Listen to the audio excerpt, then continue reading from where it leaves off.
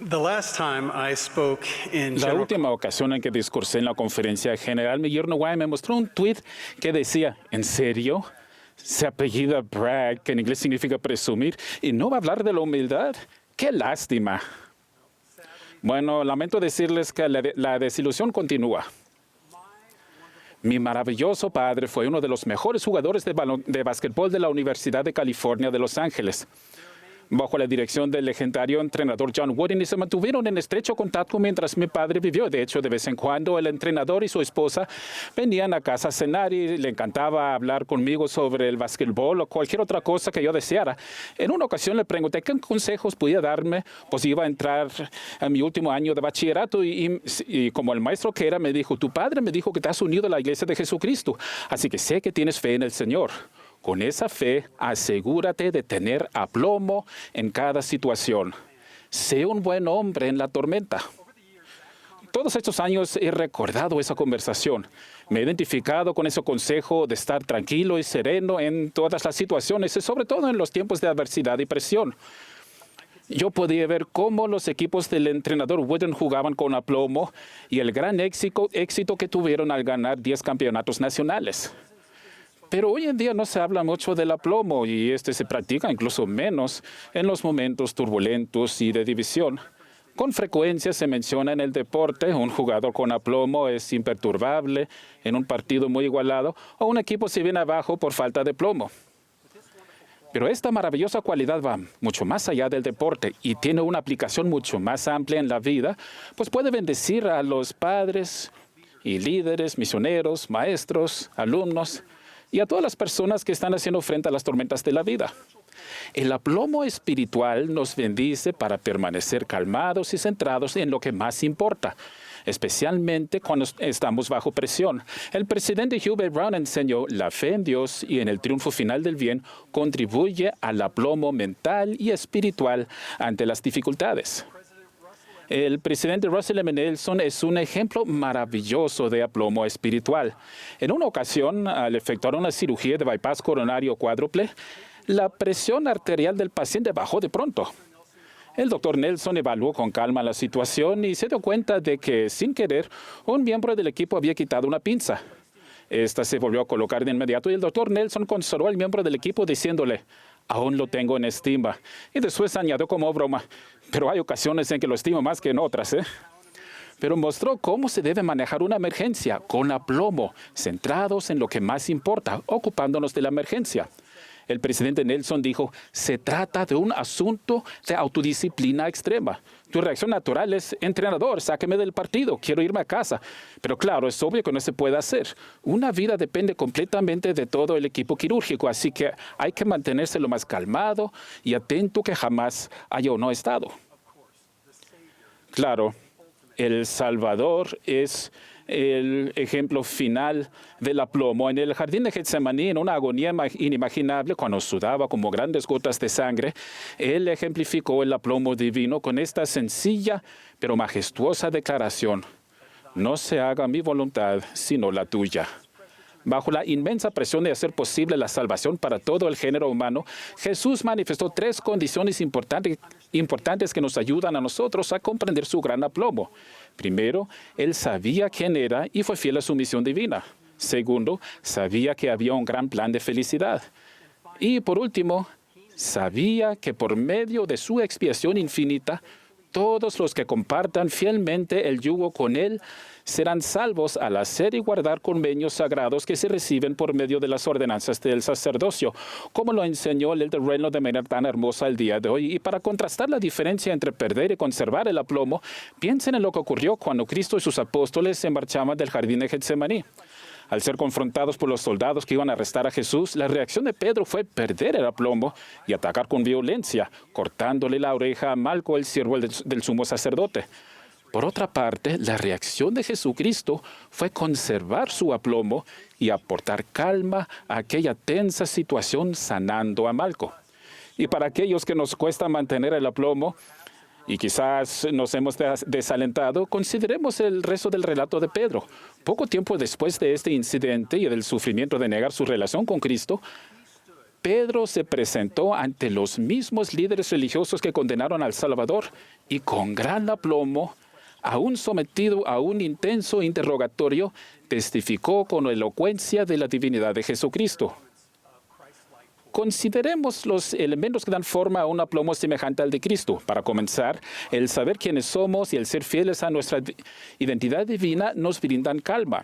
El aplomo semejante al de Cristo requiere que evitemos compararnos con otras personas o fingir ser alguien que no somos. José Smith enseñó, si los hombres no comprenden la naturaleza de Dios, no se comprenden a sí mismos. Simplemente no es posible tener aplomo divino sin saber que somos hijos e hijas divinos de un Padre Celestial amoroso. En su discurso titulado Decisiones para la Eternidad, el presidente Nelson enseñó estas verdades eternas en cuanto a quiénes somos. Somos hijos de Dios, somos hijos del convenio y somos discípulos de Cristo. Y luego prometió, conforme asuman estas verdades, nuestro Padre Celestial los ayudará a alcanzar la meta final de vivir eternamente en su santa presencia.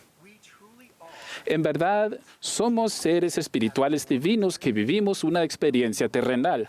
Saber quiénes somos y ser fieles a esa identidad divina son elementos fundamentales para el desarrollo del aplomo semejante al de Cristo. Y luego, sepan que hay un plan divino.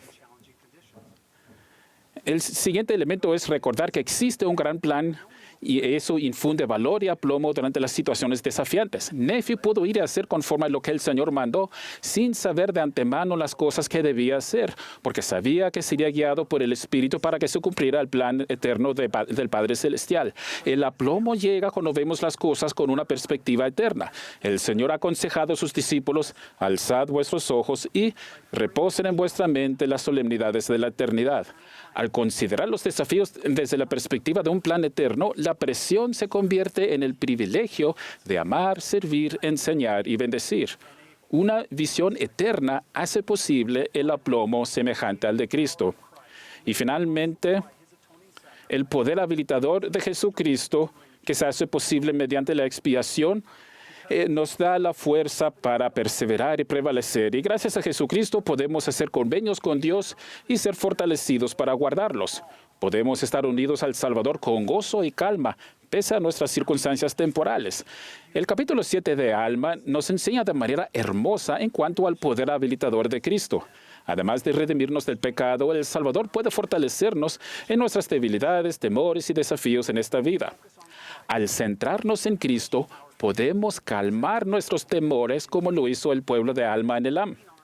Ante la amenaza de unos ejércitos hostiles, aquellos fieles discípulos de Cristo actuaron con aplomo. El líder David Abednar ha enseñado lo siguiente. Alma aconsejó a los creyentes que recordaran al Señor y la liberación que solo Él podía dar.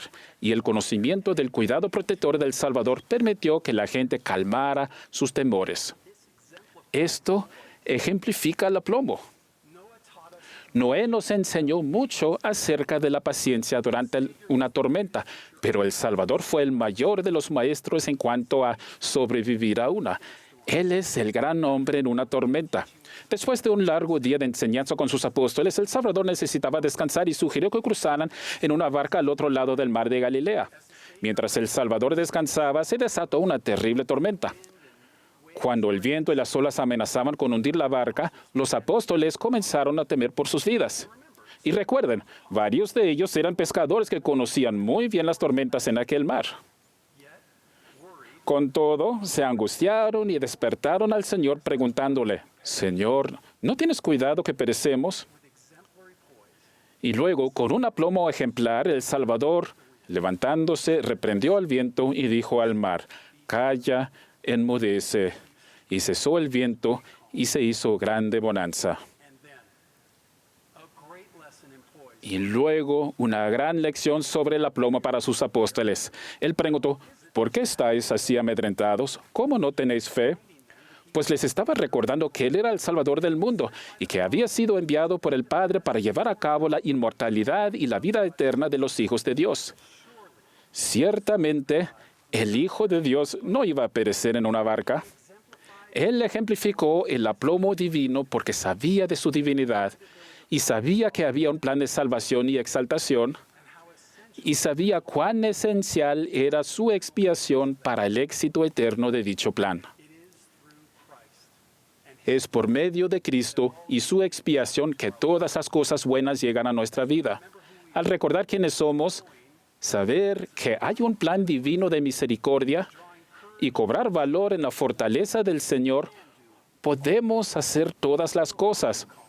Y sí encontraremos la calma y sí seremos buenos hombres y mujeres en cualquier tormenta. Ruego que busquemos las bendiciones del aplomo semejante al de Cristo, no solo para ayudarnos a nosotros mismos en los momentos difíciles, sino también para bendecir a los demás y ayudarlos en las tormentas de su vida. En esta víspera del Domingo de Ramos, testifico de Jesucristo con alegría. Él ha resucitado. Doy testimonio de la paz, la calma y el aplomo celestiales que solamente Él trae a nuestra vida. Y lo hago en su santo nombre, en el nombre de Jesucristo. Amén.